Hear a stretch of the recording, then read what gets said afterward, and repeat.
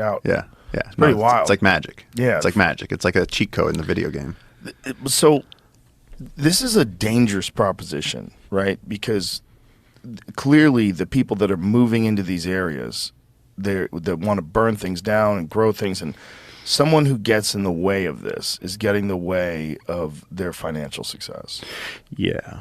In the case of gold mining, there's a picture in there, Jamie. I think it just says gold mining. I went down there with Matt Gutman, and we did a thing where we got into the gold mining areas, where that's a whole other thing, where they're clear cutting the rainforest for gold mining. That's like this. That's the Western Amazon. Wow. So they just gutted it. There is a sandstorm behind me in that picture, and that's the Amazon rainforest, and there's a desert there now. Wow. You can see it from space. Wow. And so, yeah, you go there. There's like sort of this machine gun limit where, you drive towards this area, and then they have guards.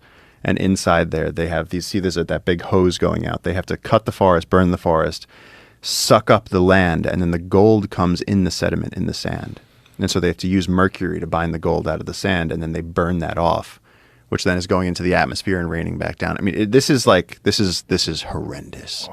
And the police can't stop it because you have to go in there with like the military. The police will just get killed if they go over there.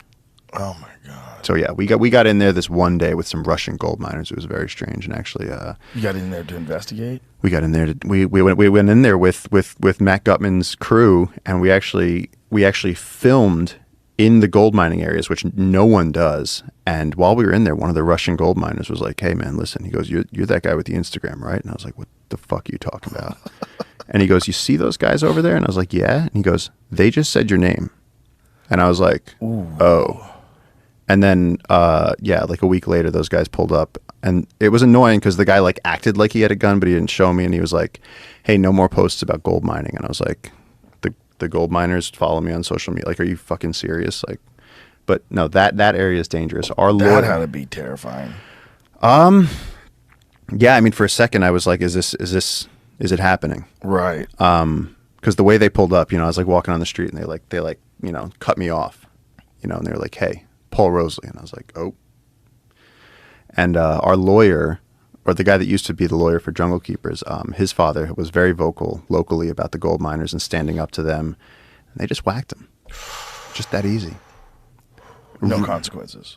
No consequences. A really good friend of mine on the river, his father had moved out deep into the jungle like 20 years ago and raised his two boys out there. And then when this Trans-Amazon highway came through, they saw the logging and the burning, and they wanted to live at the edge of the world. They wanted to be deep in the jungle. And so old man Satuko was like, we got to figure something out, either move deeper or move away or whatever. And like they were trying to figure out what to do. And there was this one summer I spent a lot of time with his son. His name was also Paul. And he got murdered by gold miners too. And so like it's just a war zone. And then you have some of our guys now who are conservationists, who used to be loggers, who have shot at the uncontacted tribes and been shot at by arrows. One of my rangers has a scar on his head from a 7-foot arrow from the uncontacted tribes. There's a picture of that too. I think it says uncontacted Ignacio. 7-foot arrow. Yeah, so they use the river cane, mm-hmm. and then they take bamboo, and they get an incredible edge on the bamboo, and it's like they temper it over the fire. And so the river cane doesn't weigh anything, so they make these monster arrows, and they can actually like nail a spider monkey out of the trees from 40 meters. Really? Yeah, so check this out. So this is one of my rangers, Ignacio. He's local, indigenous, and that's the scar on his head from the arrow. Yeah, he was trying. So the uncontacted came out, and that they looks pretty fresh. You're gonna have a scar on your head. That's a good spot. That looks good. Yeah, someone's got a picture of it when it happened, but he was saying they were trying to push bananas because these people don't know. These people are out there and they're naked and they're in the jungle and they've been there for a few hundred years. And he was there, and he was actually working for the Ministry of Culture, and he was like, "Let me try and be friendly. Let me try and like extend an olive branch." And so he was trying to push a boatload of bananas towards them. And the scariest thing was they didn't want anyone to understand them, and so they were actually speaking in Capuchin monkey calls. And he's out in the middle. He's brave, this guy, and he went out to the middle of the river and he pushed this thing, and he said he saw the arrow coming straight at his eyeball, and he just moved his head to the side, and it just gave him that, cut him right to the skull. Yeah, there's that one, and then there should be one more where he's just looking